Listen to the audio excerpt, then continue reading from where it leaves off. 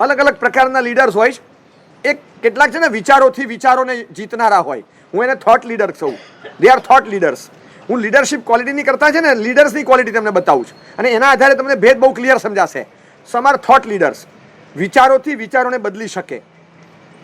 વ્યક્તિ પોતાના સજ્જડ વિચારોથી તમારા નબળા દુબળા સડેલા વિચારોને ફેંકીને બદલી શકે.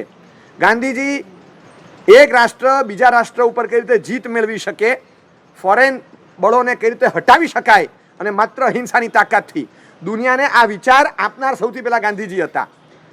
આપણી પરંપરામાં મહાવીર સ્વામી વગેરે ખરા બાહ્ય શત્રુથી લઈને આંતરશત્રુઓ સુધી બધા જ ભગવાનનું ચરિત્ર વાંચું.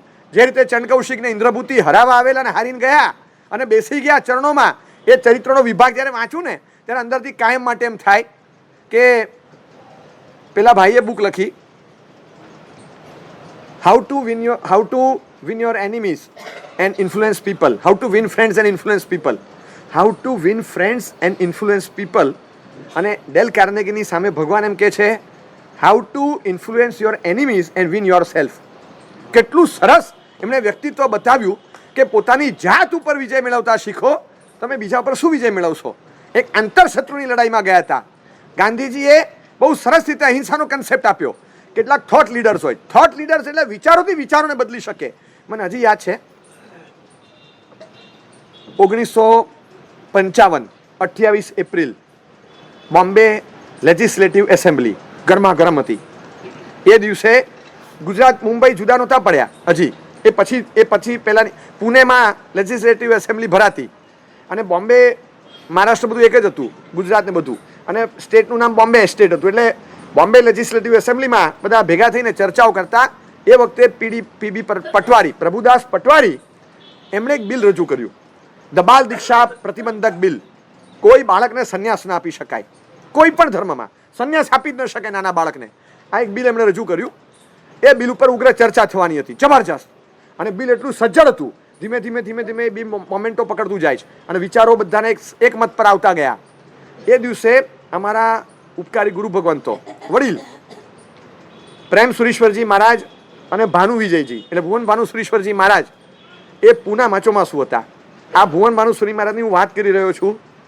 પ્રેમ સુરી મહારાજ પાસે જઈ અને એક પંડિતજીએ વાત કરી, પંડિત ધીરજલાલ ટોકરસી. એમણે વાત કરી કે સાહેબ આવું એક બિલ આવી રહ્યું છે, આ મોટું આક્રમણ છે શાસન ઉપર. આ ધીરજલાલ ટોકરસી કદાચ મને લાગે છે કે પહેલા શતાવધાની હતા. 100 સવાલ એક સાથે પૂછી લો અને પછી 100 ક્રમસર એક સાથે જવાબ આપે. તમે વચ્ચેથી પૂછો 58મો સવાલ કયો તો 58નો જવાબ આપે અને 62નો જવાબ બોલો તો 62નો સવાલ કયો તો એ પૂછી બતાવે. આ એમની ધારણા શક્તિ હતી. મેમરી ચિપ્સ અહીંયા જ હતી બધી. ધીરજલાલ ટોકરસી પંડિતજી હતા, એમણે વાત કરી. પ્રેમસુરી મહારાજ અત્યંત ગમગીન થયા કે ભાનુ વિજય પાસે જાઓ, આ મામલો એમનો છે. એમની પાસે ગયા. એ ભાનુ વિજયજી પછી આગળ જતા ભુવન ભાનુસુરી બને છે, જેમના હાથે અમને દીક્ષા મળી છે. અમનું સૌભાગ્ય માનીએ છીએ. અને લેજેન્ડ કથા એક વખતની. એ વખતે 1955 28 એપ્રિલની આ ઘટના, અને એ ઘટનાની ચર્ચા ચાલે છે પૂનામાં કે આપણે કામ કરીએ, પોપટલાલ રામચંદ શાહને બોલાવો, વિધાનસભ્ય છે, જૈન છે, એમના હાથે કંઈક કામ કરાવીએ. આ બિલની સામે કઈ રીતે ચર્ચાઓ કરવી એના મુદ્દા હું સમજાવું. પોપટલાલ રામચંદ શાહ આવ્યા, સાહેબને સમજ્યા, સાહેબની વાત સાંભળી કે સાહેબ બધા જ આની વિરોધમાં છે આપણા વિચારથી, માનશે નહીં. તો કે ના, ગોળ બોલે સાહેબને વાત કરી છે, એમણે 3 જણાને સમજાવ્યા છે. સાહેબ 23 જણા સામે બોલશે, નહીં સમજે, શું કરશું? અને છેક મુખ્ય સીએમ મોરારજી દેસાઈ સાહેબ એ સંમત નથી. અને મોરારજી દેસાઈ માટે એમ કહેવાતું કે એના મગજના વિચારને ફેરવવો એટલે રોહિત શર્માની વિકેટ લેવા જેવું, આઉટ જ ન થાય. ઈ ક્રીઝ છોડે તો જ આઉટ થાય, બાકી આઉટ જ ન થાય. કરવું શું? તો કે એમને બોલાવો. તો કે સાહેબ એમને બોલાવવા બહુ અઘરા છે, છતાં કામ કરીએ, દામજી જેઠાલાલને બોલાવું, એમના પરમ મિત્ર છે, હા કે એમને બોલાવો. ગમે તેમ કરીને ગોઠવ્યું અને સીએમની મુલાકાત થઈ. સીએમને મળવા માટે સાહેબ પોતે ગયા. સીએમ જલ્દી આવ્યા નહીં પ્રોટોકોલથી.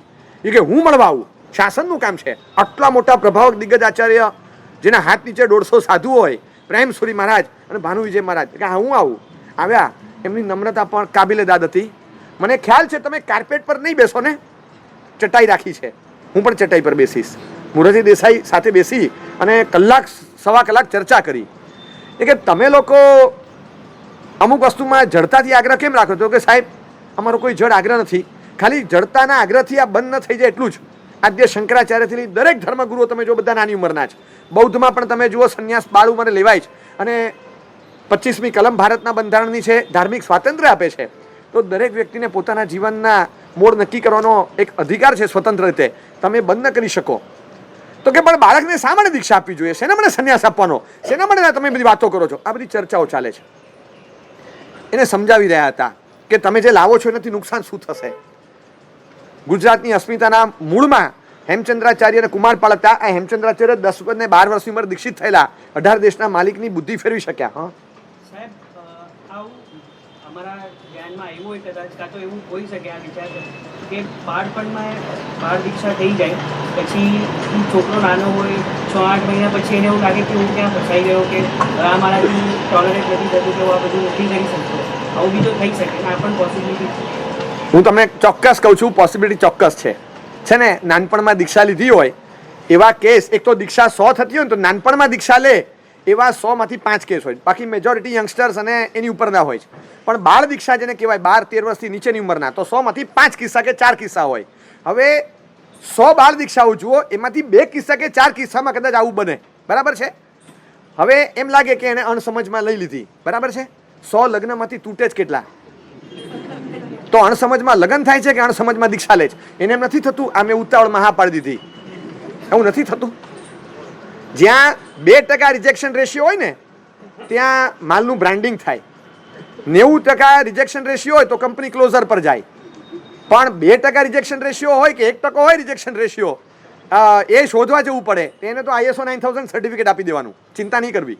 બાળક દીક્ષા લે છે. બીજી વાત, બાળકને ખબર શું પડે એ અનનોઇંગલી લઈ લે. હવે હું તમને સમજાવું, સમજણ શક્તિ એનું કાયદેસર વાત કરું છું, શાસ્ત્રીય પરિભાષામાં તો પછી વાત કરું. ઇન્ડિયન પિનલ કોડ એની છે ને લગભગ 82 કે 83 નંબરની કલમ છે, એ આસપાસની એક કલમ છે. એ કલમ એમ લખે છે કે nothing of this shall apply જે મેન્ટલી રિટાર્ડેડ હોય અને અંડર 8 વર્ષથી નીચેના હશે અને માનસિક રીતે અસ્વસ્થ હશે, એને કોઈ કલમ લાગુ નહીં પડે. એક્સેપ્શનલ ક્લોઝ છે આ. તો એવું કેમ લખે છે? માનસિક રીતે અસ્વસ્થ હોય એ બરાબર, પણ 8 વર્ષથી નીચેના હોય એને લાગુ કેમ નહીં પડે? એટલે 8 વર્ષથી નીચેના હોય અને કોકને ચપ્પુ મારી આવે તો કે ના એ અંડર 8 છે, એને ક્રાઇમ નહીં ગણવાનો. એને સમજણ જ નથી કે આનાથી શું થાય. એનો મતલબ કે 8 વર્ષની ઉપર હોય અને અપરાધ કરે તો સમજણ પડે છે ને? તો કે હા. એટલે અપરાધ કરવાની અક્કલ 8 વર્ષે આવી ગઈ? તો કે હા. અક્કલ 2 અલગ પ્રકારની ન હોય, એક જ પ્રકારની હોય. જો અપરાધ કરવાની અક્કલ આવે તો આરાધના કરવાની અક્કલ ભેગી જ આવે, ભેગી જ આવે. એટલે કાયદેસર અક્કલનો સ્વીકાર ભારતનું કાનૂની તંત્ર 8મા વર્ષે કરે છે. તો શેના માટે અટકાવવું? બાળક બાળક છે. આ બધા સજ્જડ પ્રતિકારના પ્રબંધો બતાવ્યા. મોરારજીભાઈ ખળબળી ઉઠ્યા, સત્યગ્રાહી હતા કે વાહ સાહેબ કમાલ કરી દીધી તમે. હવે સાહેબ ચિંતા છોડી દો, મોરારજી બેઠો છે, હવે હું સંભાળી લઈશ. એમના મગજમાં ઉતરી ગયું. અને 9મી સપ્ટેમ્બર 1955 28 એપ્રિલના રજૂ થયેલા બિલ પર 9 સપ્ટેમ્બરે ચર્ચા થઈ. ધારદાર રજૂઆતો કરી. પટવારી સાહેબે બિલ રજૂ કર્યું અને એની ઉપર નેગેટિવલી બોલવાવાળા 1, 2, 3 બોલી ગયા. તરત ઇન્ટરપ્ટ કરીને CMએ પોતે હાથમાં દોર લીધો અને મોરારજીભાઈ 1 થી સવા કલાક ધારદાર ભાષણ. એ વખતે બોમ્બે લેજિસ્લેટિવ એસેમ્બલીમાં આની પર બોલ્યા અને એટલું સજ્જડ બોલ્યા અનેકના માથાઓ ફરી ગયા. જે બધી ટિપ્સ મળી હતી બધી ત્યાં કાઢી અને અંદરની જે દાજ હતી બધી જે બોલ્યા છે બધાના માથા ફરી ગયા. એ બિલ પર કઈ ચર્ચા વિચારણા થઈને એટલો બધો મતમતાંતર થઈ ગયો. ફરી પાછું શનિ રવિ છોડીને સોમવાર મંગળવાર આવે ફરી પાછી ચર્ચા થઈ. એમાંય નિર્ણય નથી ગયો. 1 સાઇડેડ બિલ પાસ થવાનું હતું, એમાં મત મોટો આ બાજુ ફરી ગયો અને બિલ પાસ થયું. છેલ્લે એમ આવ્યું કે લોકમત પર છોડી દો. 45,000 વોટ હતા લગભગ કે આ બિલ પાસ થવું જોઈએ. એની સામે 3 લાખથી વધુ વોટ એવા આવ્યા કે આ બિલ પાસ ન થવું જોઈએ અને બાળ દીક્ષા પ્રતિબંધક બિલ એ દિવસે ઉડી ગયું. આજ દિન સુધી આવ્યું નથી. ક્રેડિટ કદાચ ચોક્કસ કહું કે ગુરુદેવોને જાય, જે થોટ લીડર હતા, જેમણે પોતાના વિચારોથી મોરારજીના અને એના દ્વારા વિધાનસભ્યોના વિચારો ફેરવી નાખ્યા. આ એક જબરજસ્ત મોટી ક્રાંતિ આવી. આજે અમે પણ અહીંયા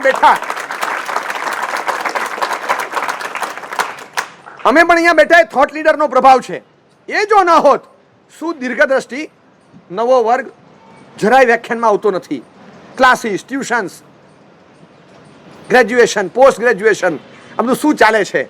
સ્કૂલ કોલેજમાંથી બહાર નથી આવતા અને નોલેજના ભાર નીચે એવા દબાઈ ગયા. આ લોકો બધું ભણશે ને તત્વજ્ઞાન ક્યારે પામશે? જૈન કુળમાં રહ્યા પણ જૈન ધર્મનો સ્પર્શ નથી થતો. નાની ઉંમરે પાઠશાળા છૂટી જાય ને પછી તો કંઈ ભણતા નથી, તો કરવું શું? એક છે કે સાચો બેટ્સમેન કોને કહેવાય? 11 જણા છે એના બોલને પકડવા, પણ એ ફાઇન્ડ્સ આઉટ ધ ગેપ, કે આ બેની વચ્ચેથી જાય, એ બેની વચ્ચેથી જવા દે. એમણે ગેપ જોવાના. ભુવન ભાનુશ્રીમાં જે ગેપ ફાઇન્ડ આઉટ કર્યા કે મેં આખો ખાલી હોય છે, સ્ટુડન્ટ્સને 2 મહિનાનું વેકેશન છે તો ચલો એનો ઉપયોગ કરીએ, બાકી તો ઓક્યુપાઈડ રહે. અને 20-20 ને 25-25 દિવસની ગ્રીષ્મકાલીન શિબિરો એમણે શરૂ કરી. શિબિર શબ્દ જૈનોની ડિક્શનરીમાં ત્યારે આવ્યો આજથી 60 વર્ષ પહેલાં, 55 વર્ષ પહેલાં. અને એ વખતે સાહેબે બીજારોપણ કર્યું, યંગસ્ટર્સને રાખી 8-8 દિવસ અને રોજના 6-6 કલાકના એક ફિલોસોફિકલ પ્રવચનો આપી અને જૈનિઝમ ઇન અ નટશેલ આપવાનું શરૂ કર્યું. અમે કરીએ છીએ. બહુ સહજ પ્રયત્નથી 300-350 છોકરાઓ આવી જાય અને દિલ દઈને પ્રયત્ન કરતા અત્યારે 57 ને 58 ને 62 છોકરા આવતા. પણ એ હાર્ડશિપ્સ એમણે જે વેઠી છે, એ વખતે ડોનર્સ જલ્દી નહોતા મળતા, છોકરાઓ જલ્દી નહોતા મળતા અને ખૂબ ટીકા ટિપ્પણો થતી, ખૂબ બધું બોલતા લોકો ગમે તેમ, પણ બધાની વચ્ચે અણનમ રહી અને થોટ લીડર હતા. એમણે શિબિર નામનો કન્સેપ્ટ ફ્લોટ કર્યો અને પછી ચંદ્રશેખર વિજયજી મહારાજે એને આખું ગ્લોબલાઇઝેશન કરી દીધું.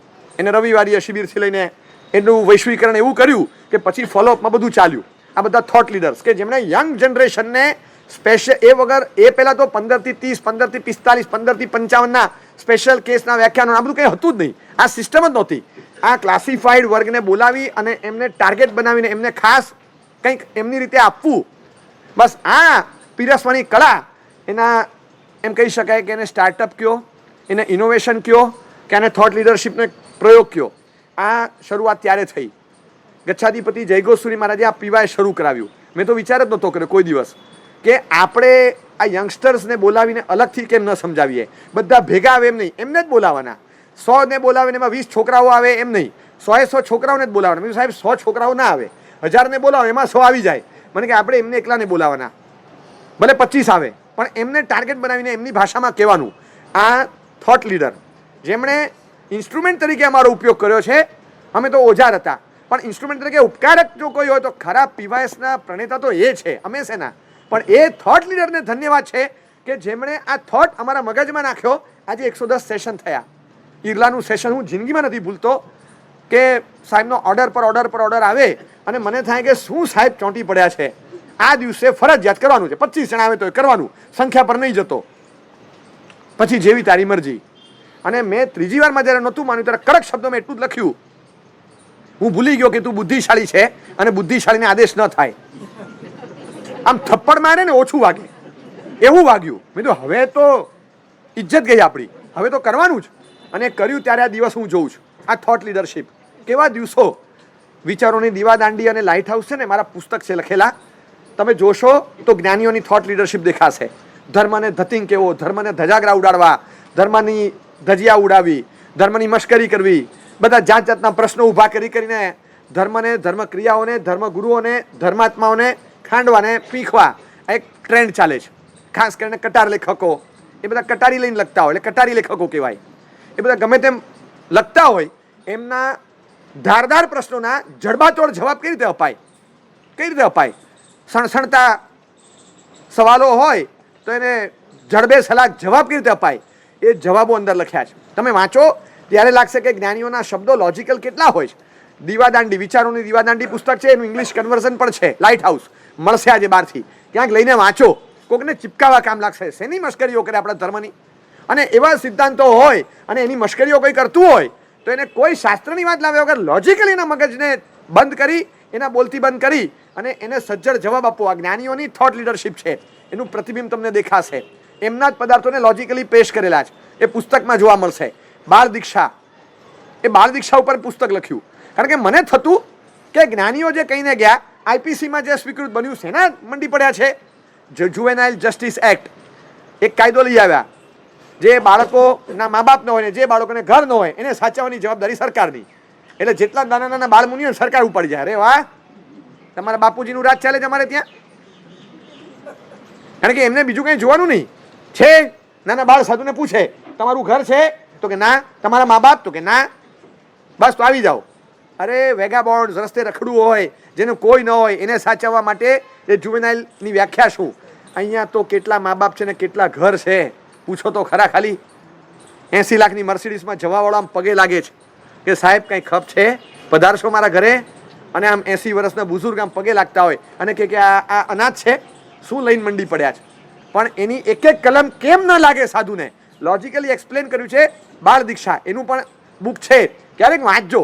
લોજિકલ માઇન્ડ અને થોટ લીડરશિપ તૈયાર થશે તમારામાં. આ ખાલી ઇન્ડિકેશન આપું છું. આજે બુક બહાર મૂકી છે, ન વાંચ્યો ને જેટલું ટપ્પો પડે એટલું વાંચવું. હંમેશા પુસ્તક વાંચતી વખતે લેવું કે પહેલી વાર વાંચવું, બીજી વાર સમજ આપણે તો ફરીથી વાંચવું, અને ત્રીજી વાર વાંચ્યા પછી પણ 2-5% ન ખબર પડે તો કહેવાનું કે 98% મારું, 2% ઓથરનું, બાકીનું એમનું પણ ન હોય તો ભગવાનનું. પણ મને આટલું તો મળ્યું.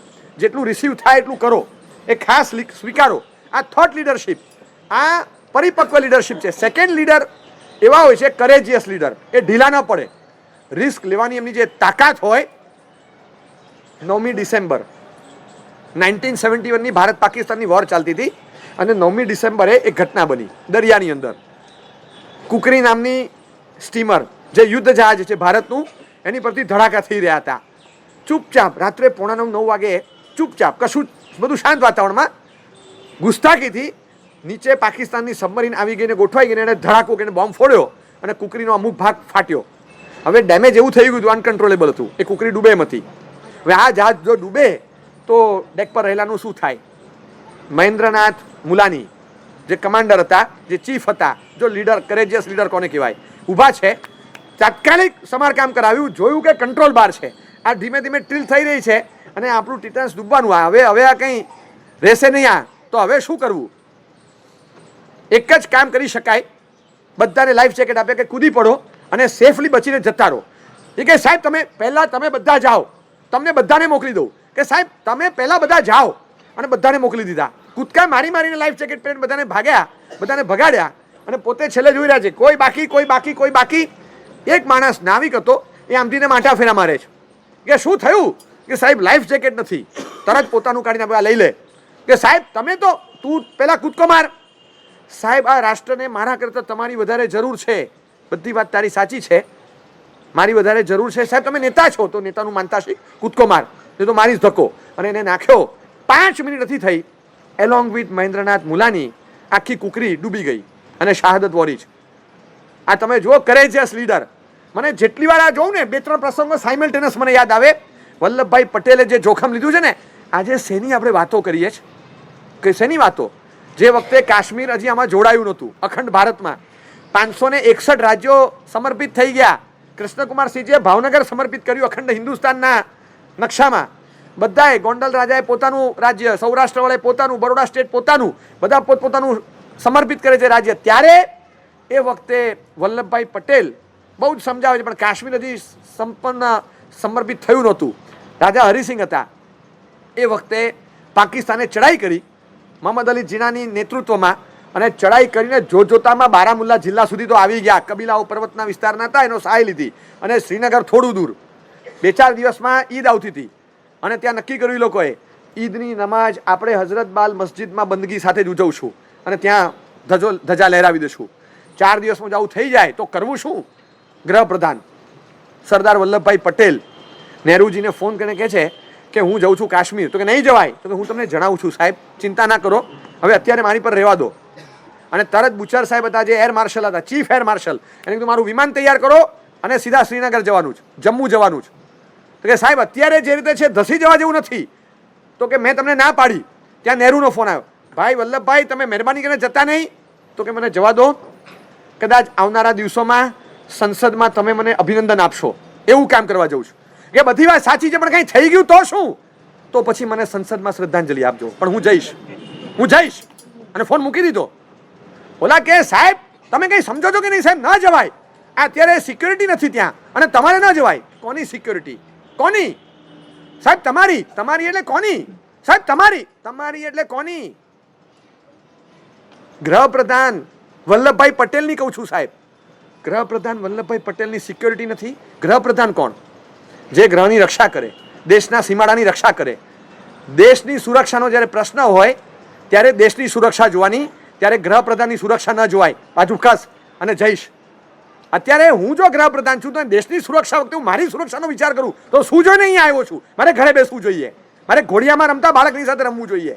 હું નહીં ચાલવા દઉં. હું જઈશ, ત્યાં જઈ અને અડીંગો જમાઈને બેસી ગયા, પેલાને આગળ વધવા ન દીધા. એટલે જ કાશ્મીર જે રહ્યું છે ને એ પણ ભારતના નકશામાં જે રહ્યું પીઓકે તો પછી આ જે રહ્યું એ એટલા માટે કે વલ્લભભાઈ ત્યારે પહોંચી ગયા. This is courageous leadership. ત્યાં જઈને બેસી જવું અને એ વખતે ઊભા રહેવું અને જોખમ થાય તો શું કરવું કંઈ વિચાર નહીં. એ કે બિલકુલ એક ચીજ નહીં જવા દઉં. નાના નાના ટુકડાઓ હોય ને આવી રીતે જતા રહે એમ થોડું ચાલે. અખંડ હિન્દુસ્તાન છે. એક જગ્યાએ એક આંગળીનો આટલો નખ પણ વધારે કપાઈ જાય તો જે પીડા થાય એમ દેશનો હિસ્સો કપાય તો પીડા થતી હતી. પોલિટિકલ લીડર હતા પણ દેશની જોગ્રાફીને અખંડ રાખવામાં માનતા હતા. This is courageous leadership. હું તમને કહું, એ જ વખતની વાત જ્યારે 71ની વોર ચાલતી હતી, ભારત પાકિસ્તાન એક હતું અને વોર ચાલ્યા પછી ભંગાણ પડ્યું ને 65-71માં વોર થયા પછી લાહોર, કરાચી બધું ભારતમાં હતું અને ત્યાં એક આપણા જૈનાચાર્ય વલ્લભસુરી મહારાજ ચોમાસુ હતા અને વોર થયા પછી તોફાન એવા વધ્યા, સેફલી જૈનોને શિફ્ટ કરવા પડ્યા પંજાબમાં ને એ બાજુ જે આપણા પ્રદેશમાં આવે બધાને શિફ્ટ કર્યા. પહેલી ફ્લાઇટ ઉપડી અને પહેલું ચોપર ઉપડ્યું કે સાહેબ આપ પધારી જાઓ, આ પેલા સેફલી પહોંચી જાઓ. અપવાદે વાહન વાપરીને પહોંચવાની આવા સમયે છૂટ હોય છે અને આપ પેલા પહોંચી જાઓ. વલ્લભસુરી મહારાજ કે શેનો પહોંચું? શેનો? કે સાહેબ આપ પહેલાં પહોંચી જાઓ. અત્યારે હવે જે વાતાવરણ છે ને, કારણ કે ભાગલા પડેલા હતા 15મીએ, હવે શું કરવાનું? એ નહીં થાય, એ નહીં થાય. મારા જૈન સંઘનો અહીંનો એક પણ બચ્ચો કે એક નાની દીકરી પણ બાકી હશે ને ત્યાં સુધી વલ્લભસુરી લાહોર નહીં છોડે. કે હું નેતા છું, ભાગવા માટે નથી સર્જાયો. તમને બધાને સેફલી પહોંચાડીશ. જોઈશ બધા પહોંચી ગયા, મારા બધા પહોંચે પછી વલ્લભસુરી આવશે. વલ્લભસુરી પેલા હલશે નહીં કે સાહેબ તમને કંઈ થાય તો કે તમને કંઈ થાય એ મારી જવાબદારી છે, મને સલાહ નહીં આપવાની. એક પણ નાનો છોકરો બાકી રહ્યો ત્યાં સુધી વલ્લભસુરી ત્યાં પાકિસ્તાનથી ઉપડ્યા નહીં અને એ પછી અહીંયા આવ્યા. એક જૈનાચાર્યની પણ જે એક લીડરશિપ તમે જુઓ, કરેજિયસ લીડરશિપ, ભાગેડુ વૃત્તિ નહીં, no escapism. He was not an escapist. એ ભાગી જાય એવા નહોતા, આમ સજ્જડ ઊભા રહી ગયા. આપણને યાદ આવે કરેજિયસ લીડર, રિસ્ક લેતા ગભરાય નહીં, ફેલિયરથી ડરે નહીં, ક્રિટિસિઝમથી વિચલિત થાય નહીં, સપોર્ટ નથી મળતો કોઈ છે નહીં, અરે બધું ઊભું કરીશ. સપોર્ટ શું નથી મળતો? બધું એકલ પંડે. આમ કરેજિયસ લીડર એ પોતાના હાથમાં બધું લઈ લે. 10 જણા હોય તો બધું થાય, 3 જણા હોય તો બધું થાય. હું એકલો પતાવીશ, કોઈ ના હોય તો હું છું અને મારી સાથે હું છું. બસ આ રીતે આગળ વધે. આ કરેજિયસ લીડર છે. એક થોટ લીડર, એક કરેજિયસ લીડર, એક ઇમોશનલ લીડર જે સાથેના સાગરીતો, સહાયકો, સાથીદારો, મેમ્બર્સ એની લાગણીને બહુ જ સરસ રીતે સમજી શકે. વૈજ્ઞાનિક છે. એ વૈજ્ઞાનિક એક અત્યંત અગત્યના કામ પર, પ્રોજેક્ટ પર બેઠો છે ભારતની ટોપ લેવલની કંપનીમાં. એના ચીફના હાથ નીચે પ્રોજેક્ટ પર કામ કરી રહ્યો છે. એટલું બધું કામ ખટપટ્યું બહાર જ ન નીકળી શકે. હાથમાં લઈને 6 કલાક પાણી પીવાનો ટાઈમ ન મળે, બહાર મૂકી ન શકે વચ્ચેથી. ઘરેથી નીકળે છે ત્યારે વાઈફે કીધું કે તમે આટલા બધા વર્કોહોલિક, બધી વાત સાચી, હવે વેકેશન પૂરું થવા આવ્યું ને છોકરાઓ 2 છે. બંને છોકરાઓ કે પપ્પાને વેકેશન ન હોય, કબૂલ કે તમે અગત્યના કામે છો, બધી વાત સાચી, પણ મેળો છે, ગામમાં મેળો છે, એ ફેર પણ પૂરી થવા આવી, લાસ્ટ ડેટ છે આજે અને છોકરાઓની ખૂબ ઈચ્છા છે. વેકેશન પણ હવે પૂરું થયું, પરમ દિવસથી સ્કૂલ ખુલશે અને કાલે મેળો પતી જશે. છોકરાઓને બહુ જ ઈચ્છા છે સાંજે 5 થી 7 મેળામાં લઈ જાઓ. તો તમે 7:30 આવો તો મેળો બંધ થઈ જાય છે. સાંજે 5 થી 7માં લઈ જાઓ ને પીક અવર્સમાં તો સારું. કન્ફર્મ? તો કે હા. આમ કોઈ દિવસ રજા નથી પાડતો પણ આજે મને પણ થાય છે કે મારી એક જવાબદારી છે. આટલા વખતે પહેલી વાર કીધું હું આવી જઈશ, કન્ફર્મ. ત્યાં જઈને પોતાના ચીફને પૂછી લીધું કે સાંજે 4 વાગે હું નીકળી જાઉં તો ચાલશે? તો કે કેમ? કારણ બતાવ્યું કે વાઈફની બહુ ડિમાન્ડ છે, છોકરાઓની ઈચ્છા છે અને એક રિસ્પોન્સિબલ પતિ અને પિતા તરીકે મારી જવાબદારી છે. છેલ્લો દિવસ છે વેકેશનનો, એમને પણ કંઈક 2 કલાક આપું તો એમને લાગે મેં 2 મિનિટ નથી આપી. ચીફે હા પાડી કે ઓકે. આ પણ એક ઇમોશનલ લીડરશિપ કે ઘરનાનું ધ્યાન રાખવું. એના જે લીડર હતા એની પણ ઇમોશનલ લીડરશિપ કે એણે પણ આશ્રિતનું ધ્યાન રાખ્યું કે નહીં એને વહેલી રજા આપવી જોઈએ, પરિવાર લઈને બેઠો છે ને હા પાડી. 4:15 નીકળી જજે. ઘર કેટલું દૂર? તો કે આટલું.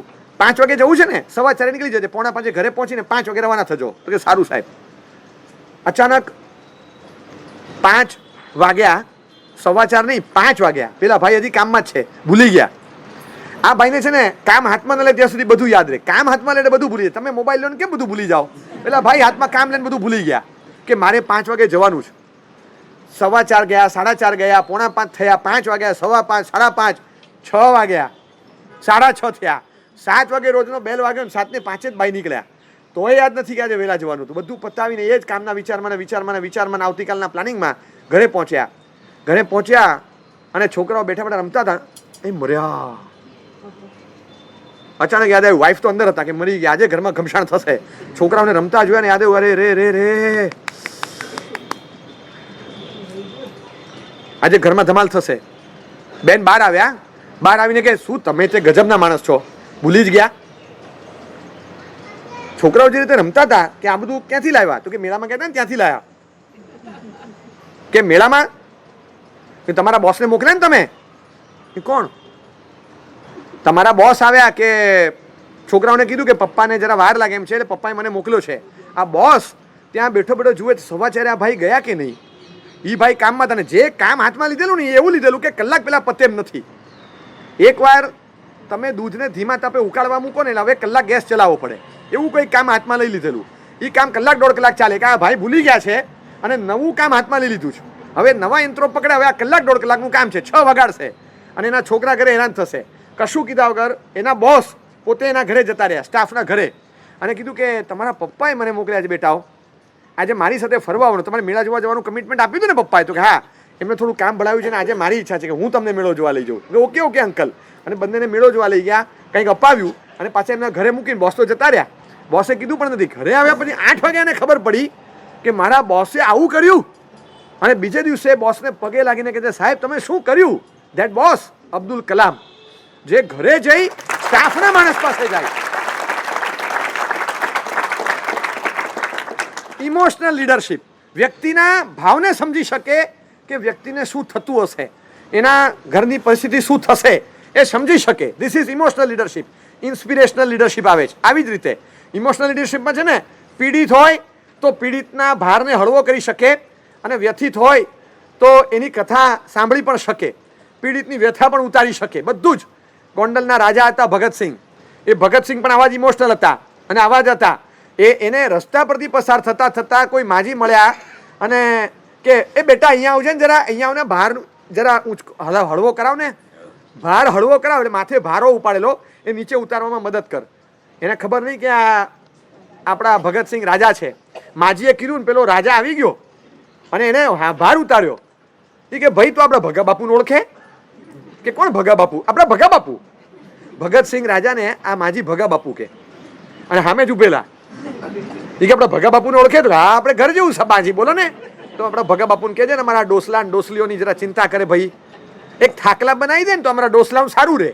તો કે થાકલા ડોસલા તો સમજ્યા, પણ થાકલા, અરે કે આ બે ઊભા પથ્થર મૂકવાના અને એક આડો પથ્થર મૂકવાનો, એટલે જરાક હા કે પ્લેટફોર્મ જો, હા એ અમે થાકલા કહીએ. બહુ થાકીએ ને તો આમ વાંકા વળીને આમ સરકાવી દઈએ, પછી 5 મિનિટ આરામ કરી દઈએ અને પછી સેજ જરા માથું નજીક લઈને આમ મૂકી દઈએ. તો શું છે, અમારે તારા જીવાની કોઈની જરૂર ના પડે. ભગા બાપુ છે ને બધાનું ધ્યાન રાખે. અમારે ભગા બાપુને કહેજે ને આવું.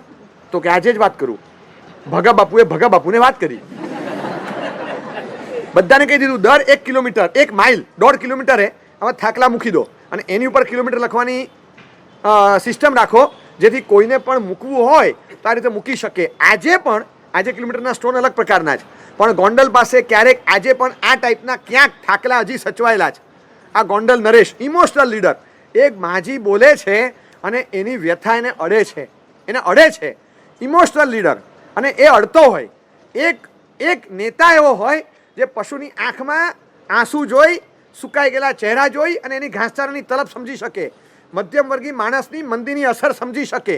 મધ્યમવર્ગી પીડિત વ્યક્તિ, એનો ધંધો નથી ચાલતો, એની કસર એ ઉતારી દે, એ અંદર અસર કરે. આ ઇમોશનલ લીડરશિપ છે કે લાગણી તંત્રને સમજી શકે.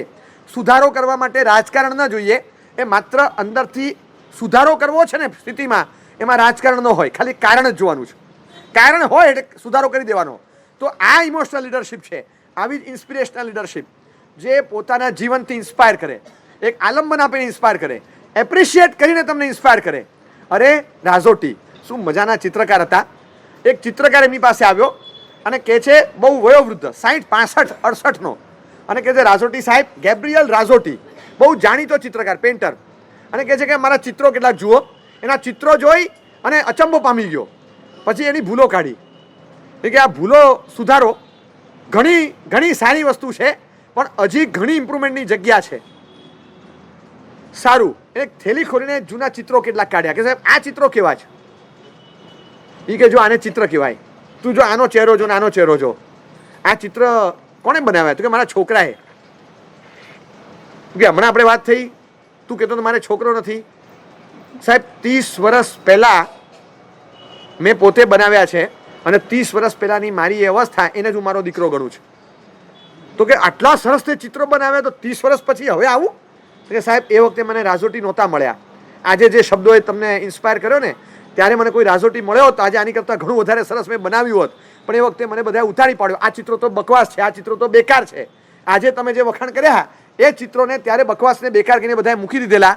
મને કોઈક એપ્રિશિએટ કર્યો હોત તો આજે આ રાઝોટીની સામે એક નવો ચિત્રકાર ઊભો હોત અને 68નો થવા છતાં 48નો હોત. પણ સાહેબ એ વખતે મને રાઝોટી નહોતા મળ્યા. એપ્રિશિએશન શું કામ કરે છે? વન્સ અગેન આઈ કમ. ભુવન ભાનુ સુરેશ્વરજી મહારાજ, આમ માંડલીમાં પ્રતિક્રમણ ચાલુ થાય, પ્રતિક્રમણ સંવત્સરીનું, અને બધાને કે જો શ્રાવકો ઘી બોલે છે, અધિશાંતિનું 451 મણ, અતિચારનું 1251 મણ બોલે ને. બધા પક્ષી સૂત્ર ને અતિચાર તો સાધુ બોલવાના, બધા આદેશ માગે છે. આદેશ દેશો જ એ મફત ના મળે, સંવત્સરી છે. ચલો ઉછામણી બોલો, આપણે પૈસા નથી ભરવાના. નવી ગાથા ગોખવાની બોલો, 5 ગાથા, 15 ગાથા, 25 ગાથા, 35 ગાથા, 55 ગાથા, 75 ગાથા, 101 ગાથા બોલો. પક્ષી સૂત્ર બોલવાનું છે. એક નાના સાધુ, બાળ સાધુ હતા, આમ જોવે એમની પ્રતિભા જબરજસ્ત, બહુ જ તેજસ્વી, પણ એમને પબ્લિક ફિયર. એ છે ને જાહેરમાં બોલ્યો અચકી જાય, એકદમ ધ્રુજારી ચડી જાય. અને એટલા બધા તેજસ્વી પણ પબ્લિકલી બોલી જ ન શકે. બહુ શાય ફિલિંગ અને ફિયર ફિલિંગ, એ બોલી ન શકે. હવે 800 નવી ગાથા ગોખવાની આદેશ ગયો. એટલે બાળ સાધુ તો આમને મત બેઠા છે. એને ખબર છે કે ઊંચું જોઈશ ને તો સાહેબ કહેશે બોલ, અને પછી ના નહીં બોલાય, એટલે એ બોલ્યા જ નહીં. 800 ગાથામાં આદેશ લીધો, અને પછી જેને આદેશ લીધો કોણ છે? એ નાના તું બોલજે. બોલે કે સાહેબ હું નથી બોલ્યો ગાથા. તો કે આ કાકા બોલ્યા ને અતિચારનું 551 મણ, અને કીધું કે ધર્મીનભાઈ બોલજો. 800 ગાથાનો આદેશ મેં લીધો, તું બોલજે. બોલો કે સાહેબ પણ અરે હા 800 ગાથા હસ્તે ભુવન ભાનુ સુરી આ બોલશે. બોલા તો કઈ બોલી જ ન શકે. હા તું બોલજે ને. બોલે કે સાહેબ હા તું બોલજે ને, ગાથા હું કરીશ, તું બોલજે. બોલે કે તહતી સાહેબ. બાજા સાધુ કે શું તહતી? કે હો સાહેબ ને કે 800 ગાથા હું કરીશ. તો કે સાહેબ 800 ગાથા હું કરીશ. તો કે ભલે કરજે. આજે બહુ સારી રીતે કોઈક જગ્યાએ ચોમાસું કરે છે અને શું વ્યાખ્યાનો આપે છે આ સાધુ. એ બાળપણની ફિયર કાઢી નાખી. This is inspirational leadership. પોતે અંદર ઇન્વોલ્વ થઈ અને એવા બહાર લાવ્યા, સ્ટેજ ઉપર બેસાડી બોલાવ્યું, અને એની ફિયર, એની ડર, એનો બધો ખંખેરી નાખ્યો. 1 વાર 2 વાર 4 વાર આવી રીતે જાહેરમાં બોલતા કર્યા, નીકળી ગયો ડર, અને પછી તો નીડર થઈ ગયા, હવે લીડર થઈ ગયા. અને એટલું સરસ બોલતા થઈ ગયા. એ ક્યાંક ચોમાસું છે અને સરસ વ્યાખ્યાનો આપે છે, બોલે પણ છે, સૂત્રો બોલે, વ્યાખ્યાન આપે. હવે ડર નથી. ઉંમર હશે 35 આસપાસની કે 40 આસપાસની, પણ આમ એટલું સરસ રીતે બોલતા હોય ત્યારે આશ્ચર્ય લાગે કે એક ઇન્સ્પિરેશનલ લીડરશિપ. 10 ને 12 વર્ષની ઉંમરના નાના સાધુ, એનો ડર કેવો કઢાય, એનો શરમ સંકોચના કોચલામાંથી બહાર કેવી રીતે લવાય. ઇન્સ્પિરેશનલ લીડરશિપ બહાર લઈ આવ્યા એના વિચારોથી, એ એપ્રિસિએશનથી, ક્યાંક વખાણ કરવા દ્વારા, ક્યાંક સુધારો પ્રેમથી સમજાવવા દ્વારા, ક્યાંક ટકોરો મારવા દ્વારા એને મોલ્ડ કરી અને આગળ વધારે. This is inspirational leadership. 5મા નંબરમાં આવે છે સર્વિંગ લીડરશિપ. સર્વિંગ લીડરશિપમાં છે ને સેવા જ કરે, પણ અગ્રણી બનીને. દ્રષ્ટાંત બહુ નથી આપતો પણ સમજવા કામ લાગે. એ સર્વિંગ લીડર તરીકે હોય, સેવા કરવાની બાબતમાં અગ્રણી તરીકે એ આગળ આવ્યા. અને નિસ્વાર્થ ભાવ હોય તો ખરેખર ઉદાહરણ આપવા જેવું કહેવાય કે કોઈ પણ પ્રકારની આશંસા વગર, કોઈ પણ પ્રકારના મેલિફાઈડ ઇન્ટેન્શન વગર કોઈ સર્વિંગ કરે, અને એ લીડર તરીકે પોતે આગળ આવે અને બધાને શીખવાડે કે જો આ રીતે સર્વિંગ કરાય. This is serving leader. અને એટલું સરસ કૃષ્ણ મહારાજાના ચરિત્રમાં આવે છે કે ગરડો માણસ ઈંટનો ઢગલો આ બાજુથી આ બાજુ શિફ્ટ કરે છે. સવારી ઊભી રાખીને કે આ શું કરે? તો કે આખો ઢગલો મારે અહીંયા શિફ્ટ કરવાનો. ઈંટનો ઢગલો હતો, આ બાજુથી આ બાજુ શિફ્ટ કરવાનો. પેલો 2 ઈંટ લાવે ને પાછી મૂકે, 2 ઈંટ લાવે ને મૂકે. કૃષ્ણ મહારાજા નીચે ઉતર્યા, એમણે 2 ઈંટ ઉપાડીને અહીંયા મૂકી. અરે સાહેબ આખા બધા કાફલો આવ્યો, બધાએ 2 ઈંટ મૂકી આ બાજુ. 3 મિનિટમાં આખો ઢગલો શિફ્ટ થઈ ગયો. પેલા કે જા ઘરે વયો જા. This is serving leadership. કશું કરવાનું નહીં, અને શું આમ કામ કરી દીધું માત્ર આટલું જ સર્વિંગ લીડરશિપ, આટલું જ, બીજું કંઈ નહીં કરવાનું. એટલે આ સર્વિંગ લીડર છે. એવા જ 6ઠ્ઠા નંબરે આવે છે રિસ્પોન્સિબલ લીડર, જે રિસ્પોન્સિબિલિટી લેતા હોય, જવાબદારી સમજતા હોય. વલ્લભભાઈએ કીધું કે મારી જવાબદારી છે ગૃહપ્રધાન તરીકે મારે કરવું જોઈએ. કલામ સાહેબ સમજે છે કે મારી શું જવાબદારી છે. વલ્લભભાઈને કહેવામાં આવ્યું આપણા ટીમનો એક માણસ માંદો પડ્યો છે, ટીબી છે, અને કાલથી કચેરીમાં નહીં આવે. તો કે નહીં આવે એટલે પહેલાં એને મુંબઈ મોકલો, ફલાણા ડૉક્ટર ભાસ્કરભાઈને કેવડાવો, એમની દવા ચાલુ કરાવો, અને ખર્ચો આપણે આપવાનો, એના ઘરે ઘર ખર્ચ પહોંચતો કરો. કમાતો માણસ આ છે. આપણી ટીમનો માણસ માંદો પડે, જવાબદારી આપણે ન લઈએ તો ચાલે કેમ? આપણે ત્યાં આવી રીતે જવાબદારી લેનારા બહુ ઓછા છે, બહુ ઓછા છે. સૈનિક તરીકે જે રહેતો હોય અને દેશના સીમાડાની રક્ષા કરતો હોય, તો એ સીમાડાની રક્ષા કરવા બદલ એને કેટલા ઇન્સેન્ટિવ હોય છે. અને આજે કદાચ અમદાવાદમાં 400-500 ટીચરો હશે જે 40,000 જેટલા બાળકોને સંસ્કાર આપે છે, શિક્ષણ આપે છે. એ 400 ટીચરો, એમાંથી કદાચ 50 ટીચર કેવી અવસ્થામાં જીવતા હશે, એની રિસ્પોન્સિબિલિટી લેનાર કોઈ લીડર આપણે ત્યાં નહીં મળે. એ તો ભાઈ જેવું જેનું નસીબ ને જેવા જેના કરમ, એ તો હવે ભાઈ શું કરીએ અમે, બધાને તો આપણે કેવી રીતે સાચવીએ. પણ રિસ્પોન્સિબલ લીડર જ્યાં હોય તેનું ધ્યાન પહોંચે કે એણે શું કરવાનું છે. આ 6ઠ્ઠી લીડરશિપની છે વાત. 7મા નંબરે આવે છે કે બધા દુષ્ટ માણસોને ભેગા કરી અને બધાને એકજૂટ રાખી અને કઈ રીતે વ્યાપકપણે દુષ્ટતાનો વ્યાપ વધારવો, વિસ્તાર વધારવો. આતંકવાદીમાં લીડર હોય છે. સદ્દામ હુસેન પણ લીડર હતા, અલ કાયદાના પણ કોઈ લીડર હોય છે, અને લાદેન પણ લીડરશિપ ધરાવતા હતા.